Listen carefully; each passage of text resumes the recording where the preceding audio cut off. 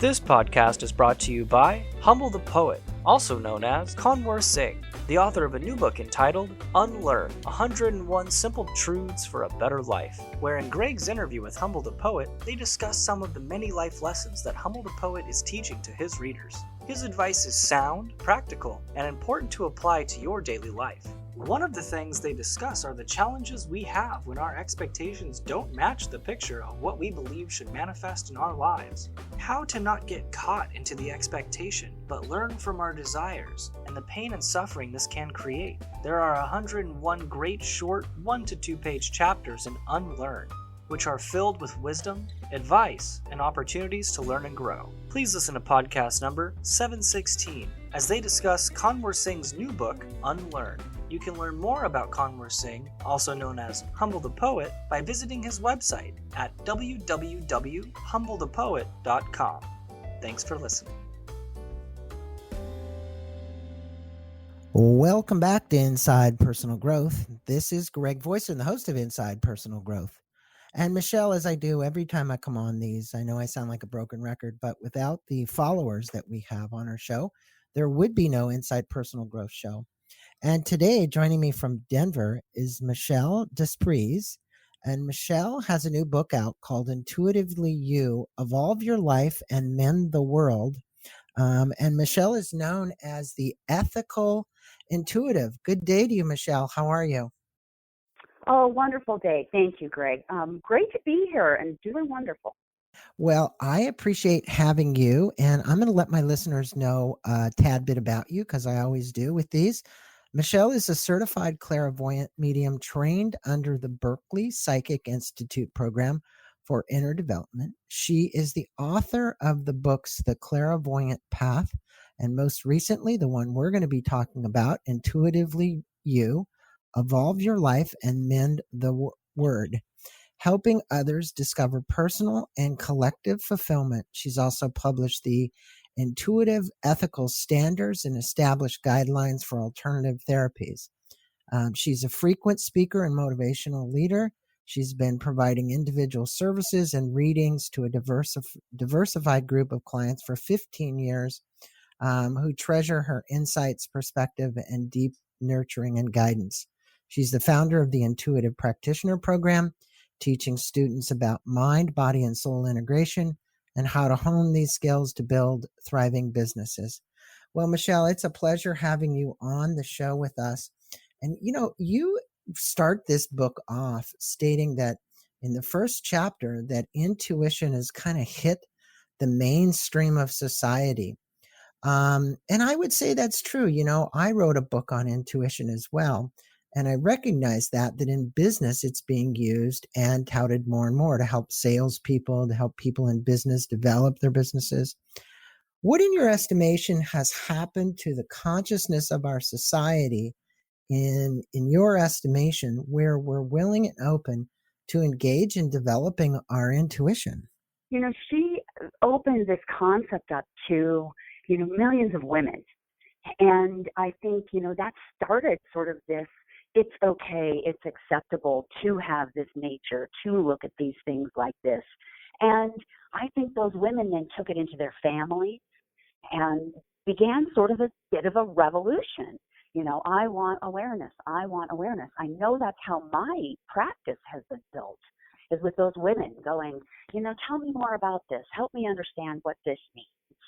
And so I think the spiritual, what we might think of as spiritual, which I really think of it more as a science than any belief particularly. But, I think there was just a moment in time. I also think, those of us in our industry also really understand cycles of time, and we know that time is right for change. And we're shifting, we're becoming higher thinking people. And so the time was really right for it as well. Yeah, it is definitely a time where we're seeing going from a Piscean age to Aquarian age, and people are moving in this direction. And, you tell your personal story about how you evolved into being this intuitive or more intuitive being. And that your mother was not very kind to you, and your sister was very, she was kind of negative to you and your sister, but that you had this Indian squaw that talked to you and who watched over you. Can you briefly relay your story to our listeners? Because I thought it was fascinating. And I think you found this at a pretty young age, which a lot of people don't because they're just not in tune.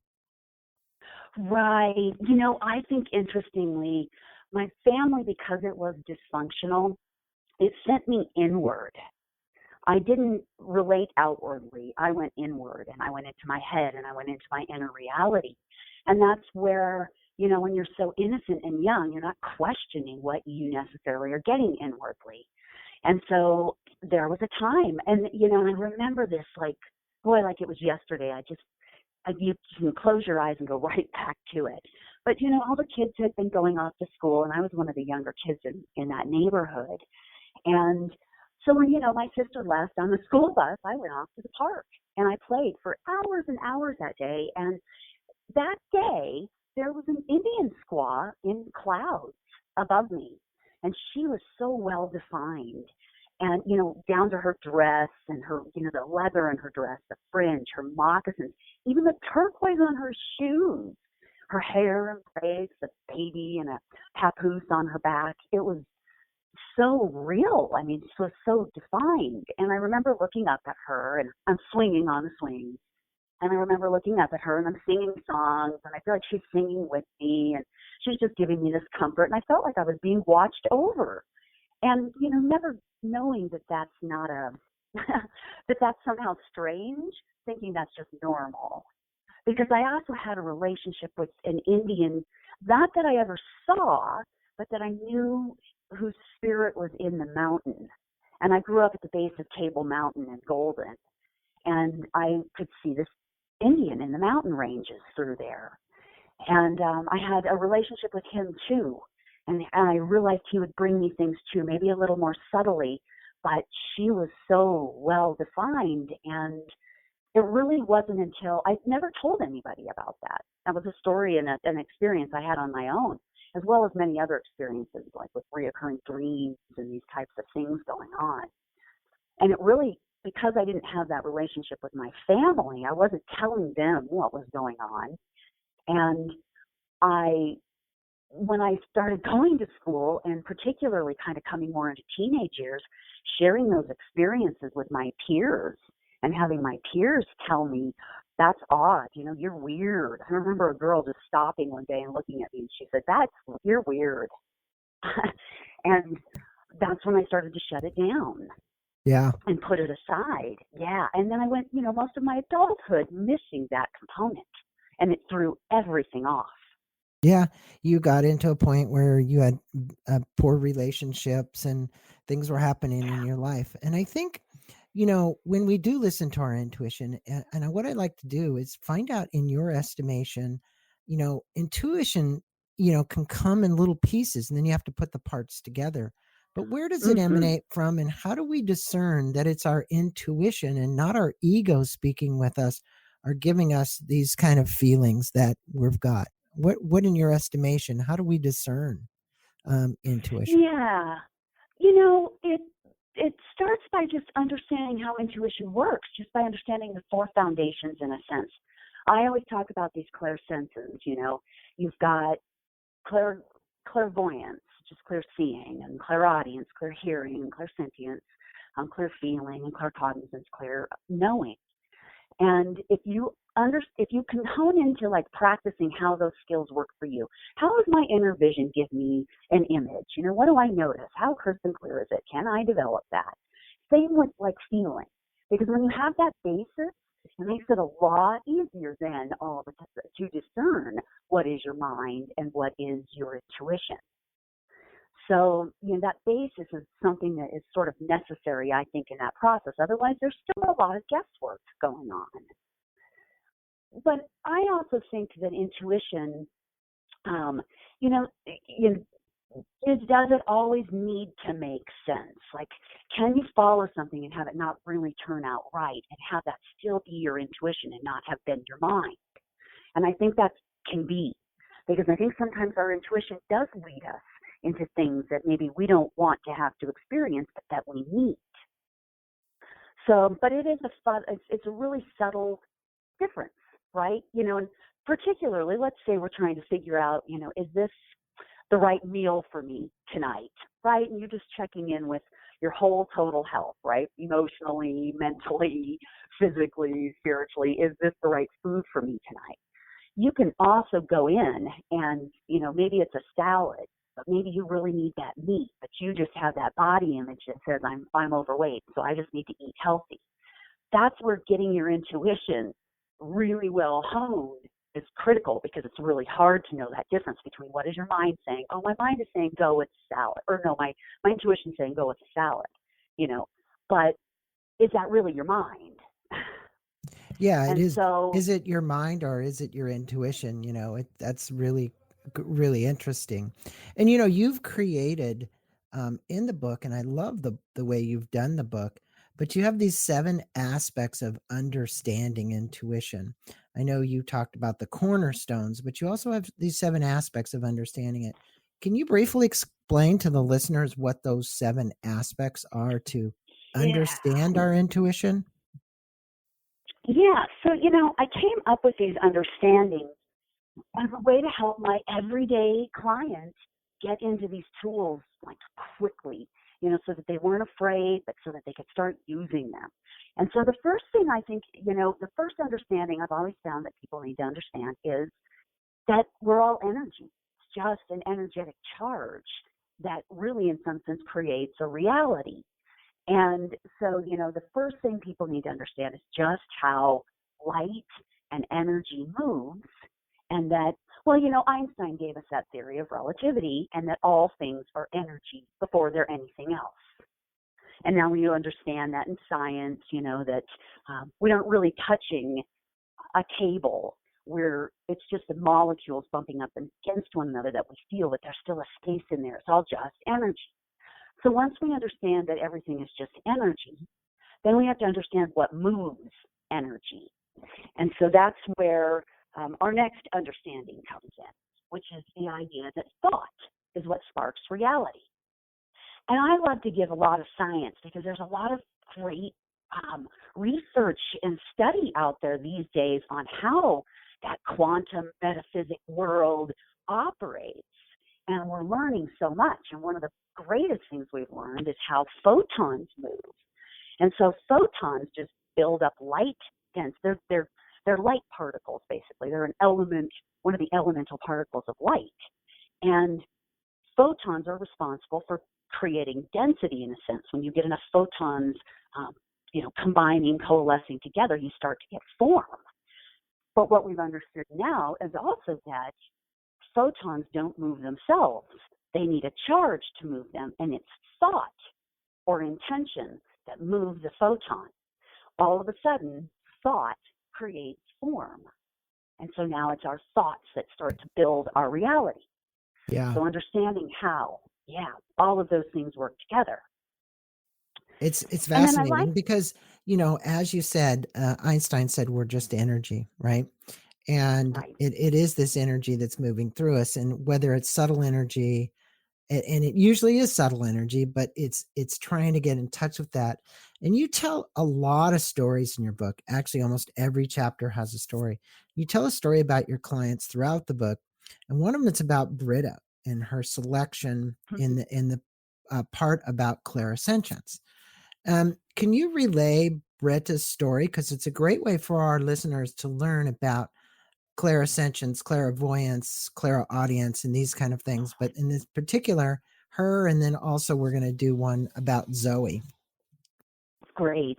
Yeah, two really great examples. So Britta is so many of the people I have come across. Intuitives who are super sensitive, and I always correlate them to the empaths. They just feel everything. And one day Britta's in a coffee shop, and she's in line, right? And she's just standing there, and she's really excited about her project. She's going to be getting to work on this new aspect within her career, and she's excited about getting to it. And as she's standing in line, all of a sudden she notices her energy just drain. And all of a sudden she's sad, she's depressed, she's not getting the energy to do her work. She just does, it's like drudgery now all of a sudden. And she had just started her intuitive development. And she wasn't really necessarily sure like how, intuition worked in her everyday life. she would come to class, she would, go through our exercises and things like that. But when she went out in the world, she never really thought about it again. But in that instance, she's standing there and she realizes, wait a minute, what just happened? Why did I shift? And she thought to look inward. And as she started to look within her own energetic field, she sensed she could feel energy in her space that was related to a young girl across the room who was with her mother and her mother's friends. And this girl was, despondent. This girl was being a teenager, basically, didn't want to be there with her mother and her mother's friends, and was unhappy and wanted to be anywhere other than where she was. And Britta realized she was picking up that girl's energy and making it her own. And so in that moment, she was able to remove it. She was able to give herself a boundary, to send it back, and to reclaim her space. And then she was able to get right back into her project.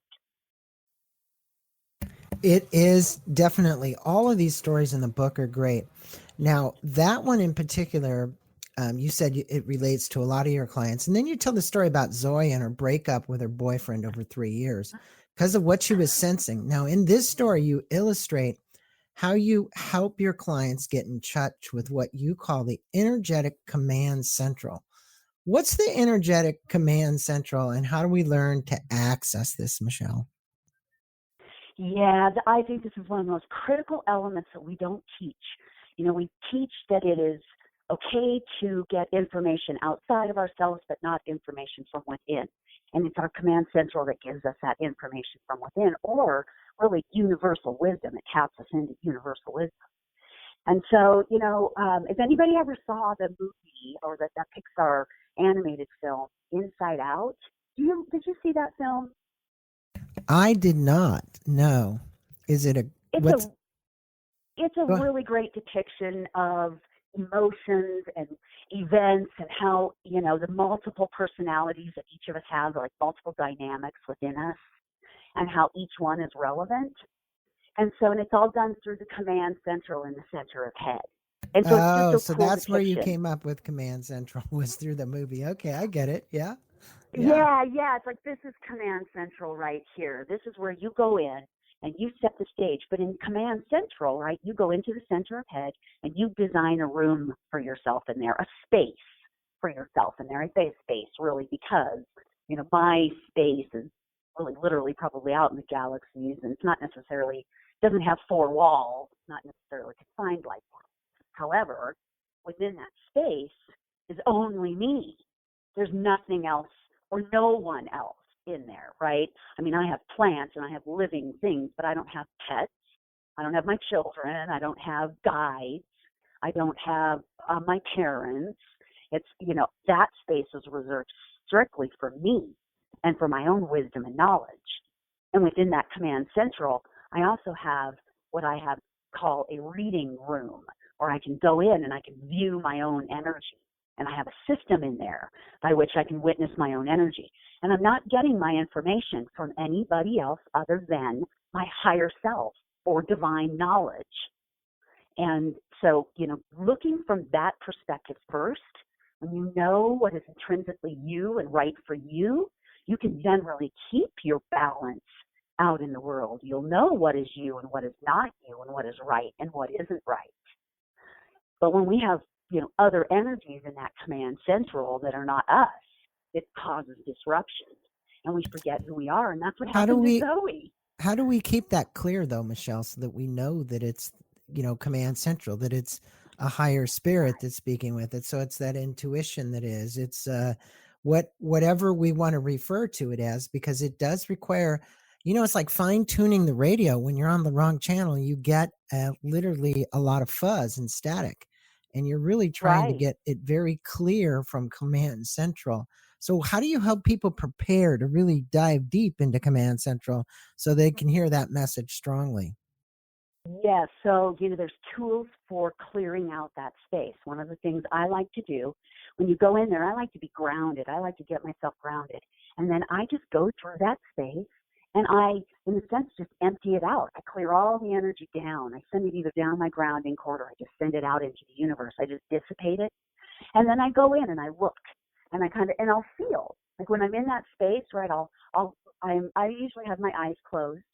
and I'm looking around in that space internally, or I'm also feeling anything, and I'll go, who might be here, either that I don't know is here, or, who's just showing up as here, and I'll see if anybody isn't hanging out in my space. And when I see them, I'll say, oh, it's, wonderful that you want to check in with me, but this is my space, and I reserve the right for this to be just mine. And I say, I'll catch up with you later, or I'll do whatever we need to some other time, but not in this space, and I'll escort them out. But sometimes people don't want to leave. And so somebody is just like adamant, no, I'm staying. I will open a trap door and I will just completely release them and let it go. So you're almost like opening up a space to clear the energy that's that's basically clouding everything. I get that. Exactly. Yeah. That other foreign influence. Yeah, and we do get those. I mean, it's just like trying to meditate and get rid of the monkey mind. It's the same thing. Now, you use a story about Libby, and it's an example of a client's very empathetic, and that would be me, and I really related to this. And you mentioned that the boundaries, that empathetic people are very sensitive to people's feelings. That is me as well. But find it hard to set boundaries. That is me as well. How do you help people like me and Libby set boundaries so we can function without the mental stressors that are caused by being an empathetic person? Boy, it's so true. Okay, so there's a couple of steps, right? First of all is this concept of boundaries and really getting good at, so once you have your command central, right, you can also go in there and you can recognize, are any of my friends, my clients, the grocery store clerk whose issue I took on today. You can go in there and clear all of that out. And then you want to just energetically put a bubble around yourself. So remember, it's all just energy, right? And thought moves that intention field. If you get a vision in your head of a boundary, let's say of really big roses, and I think, one of the reasons roses are so good is that they still recognize the beauty in you, beauty in another, but they have thorns, and people don't just readily come in and grab those.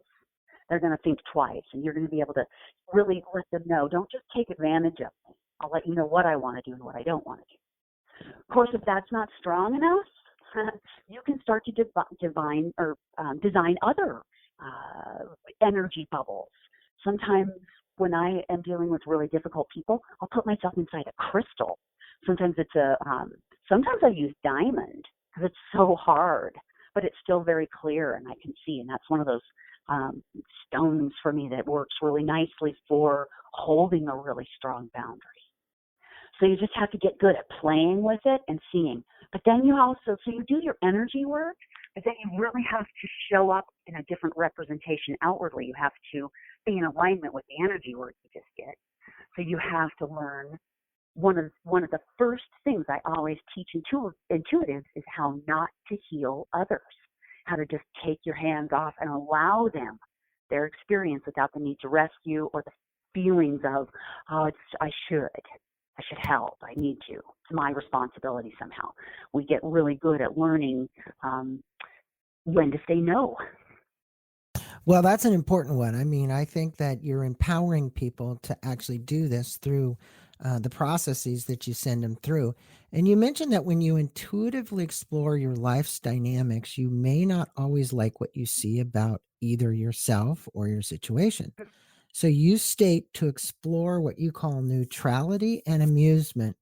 If you can you explain to the listeners what are these 8 steps of this neutrality and amusement? I thought that was fascinating as well.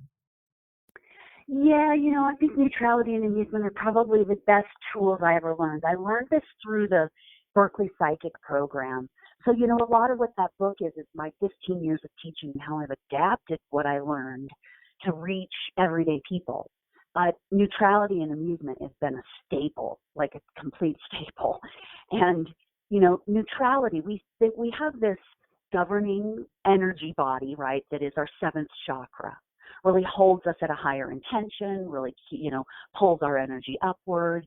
We can set our crown or what I always see as a halo, which is the 7th chakra. We can set that crown to an energy of neutrality and then an energy of amusement. And what that gives us, particularly when we are looking at, um, witnessing ourselves, witnessing our dynamics with other people, like you're saying, it can be hard to see what we might see. We might not want to take accountability for what exactly is our part in things. But when we hold ourselves at neutrality, it automatically raises us out of judgment, brings us into neutrality. And so we are staying out of judgment, even with things that we don't necessarily like. Because, and I'll tell you something, in my work, right, I see dynamics within people all the time that maybe I don't agree with, maybe aren't my ways of living, right? I'm always thinking of, people that cheat, like adultery, right? That's one of those things in our culture. We just go, no, no, no, that's terrible, that's awful. Well, I have come to understand there's higher reasons for those things now. And so I don't judge them because I've been able to hold myself at neutrality to witness another person's experience and see why it was necessary. So neutrality just brings us into that non-judgment.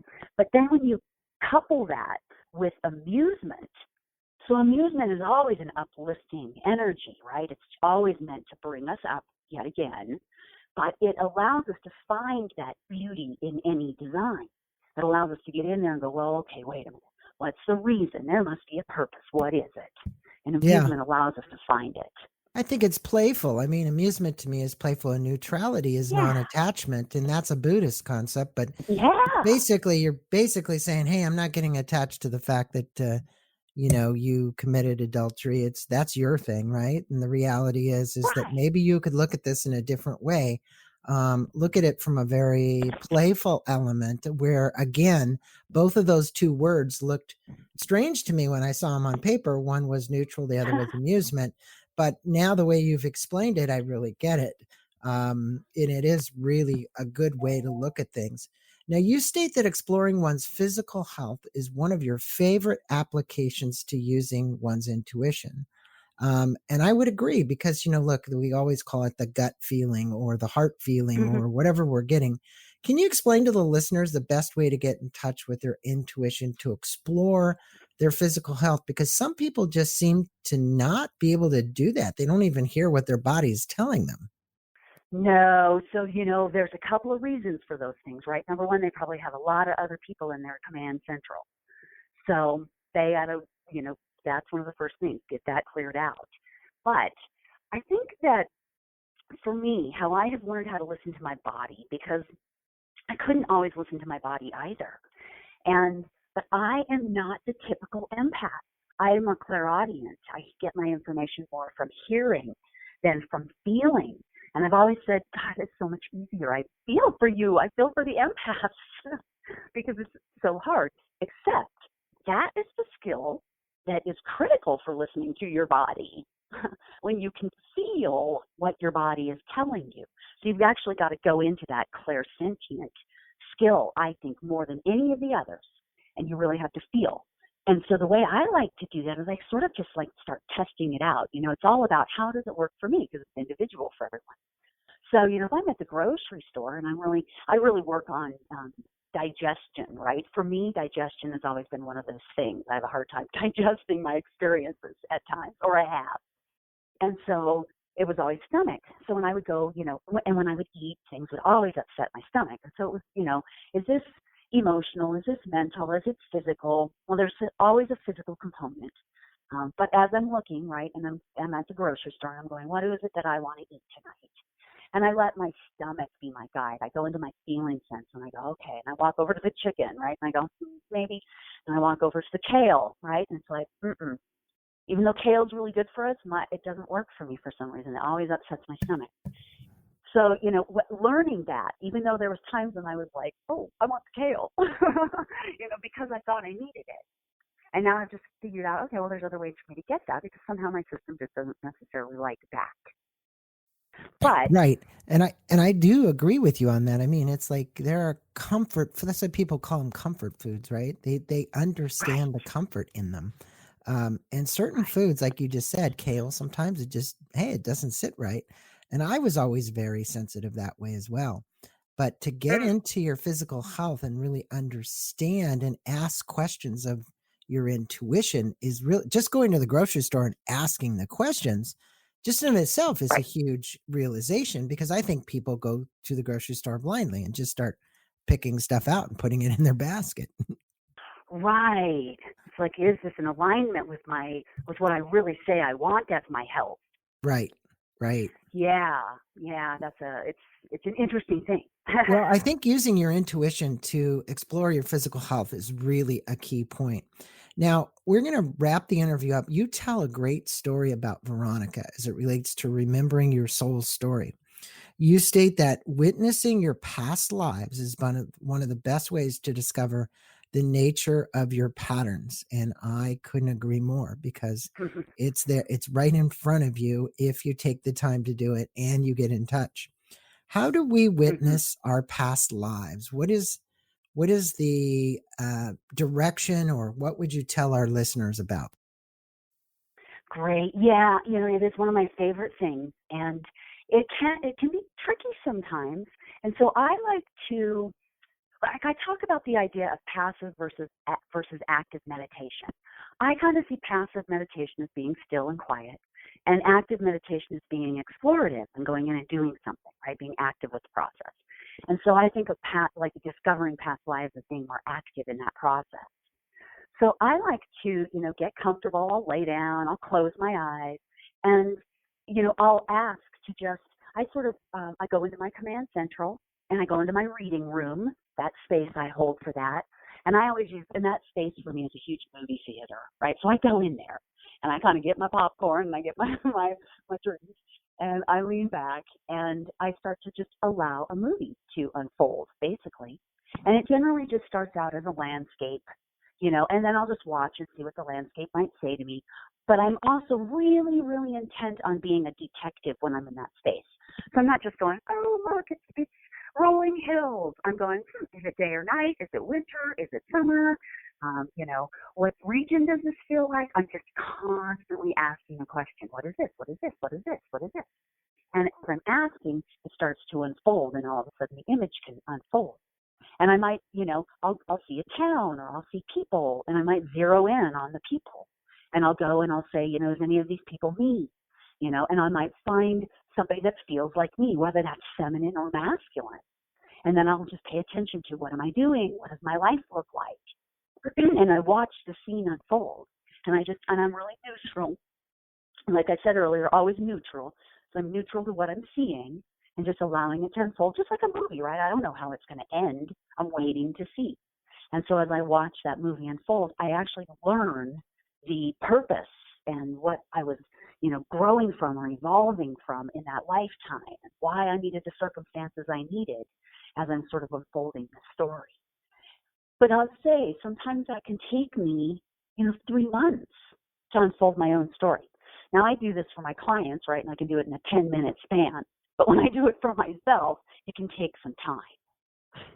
Yeah, it like I said in the beginning of this interview, intuition isn't just a big download all at once. People, in my estimation, it comes in pieces, and you have to be able to put it together. Yeah, It's like a right. jigsaw puzzle at times. It's not just really clear. Oh, well, I had this huge insight. No, I had Yeah, little teeny insights over that time, which added up, and then I was able to actually create something out of it that became understandable. Right? right. And I think that, as I'm doing that, like I'll spend a day doing that, and then I'll come out, and as I'm about in my everyday life, I'm letting that picture validate itself to me. I'm not really taking it as some sort of like, oh yes, I saw it, it must be. I'm always a skeptic, first of all, but I look out in the world and I go, okay, so I saw that I had a Native American guide. Can somebody validate that? If that's true, let me know it. And then if I'm, wherever I go, if I'm turning on the TV, it's all about Native Americans or, whatever it might be, I'm allowing that to validate what I got. And then I go back and revisit more of it. Yeah, makes sense, because you're basically getting other signs and symbols. And I think those signs and symbols are coming up for you as a result of it. I know that for years I've been seeing 1111, it's just everywhere, right? And so when you listen to Right. that, you've got to understand, but you got to want to explore what that means. Or, you see a sign on the freeway or the side of the road, or you see something, and it relates to some other intuitive thought that you've had, and there is no coincidence about that. Yeah. That's that is the universe speaking with you That's about how it works. that's how, yeah. And that's how you get in touch with all this. Well, you have a Yeah. fascinating book, Michelle. And I think for all my listeners, Thanks, go out to Greg. Amazon. We're going to put a link and actually go to Michelle's website, which is Michelle, Michelle, Despres, Despres.com. You'll learn more about Michelle. She is the ethical intuitive, her books, her services. You can book appointments there. She's got classes. There's a bunch of very inexpensive classes she runs, I was looking at as well. So again, we'll have a link in our blog to that. It's Michelle Despres. And she is really, really, she's been doing this for a long time, folks. And I think the fact that somebody could hang out doing work on intuition and actually make a living at this and keep doing it for this long speaks highly of the quality of the work just in of itself, because a lot of people don't make it 15 years doing it. Well, thank you. Yeah. And it's not just that, but I can sense from you, just speaking with you, that you're very in touch. And for my listeners, just go up there, look at her services. The reality is you can do as an intake for a new client, you'll see that $110. Intuitive therapy for returning clients, $85. Medium sessions, and then group events where she holds those group events. So anything else you want to let our listeners know before we conclude this podcast? Oh boy, just keep at it, because this is what's ultimately going to fix the world. It's higher thinking, it's a higher perspective. The more we can be that and impart what we know to others, we will get it taken care of. Well, you're absolutely right, because the world now is ready for this, and you're somebody who's helping it bring not only to individuals but businesses as well. And I think it's a great opportunity for business people to read Michelle's book as well. So go in, take a course, contact her. We'll put also information about how to contact her on our blog entry as well. Michelle, pleasure having you on Inside Personal Growth and spending a few minutes with our listeners talking about your new book, Intuitively You, Evolve Your Life and Mend the World. It's been a pleasure having you on. Thanks, Greg. It's been my pleasure as well.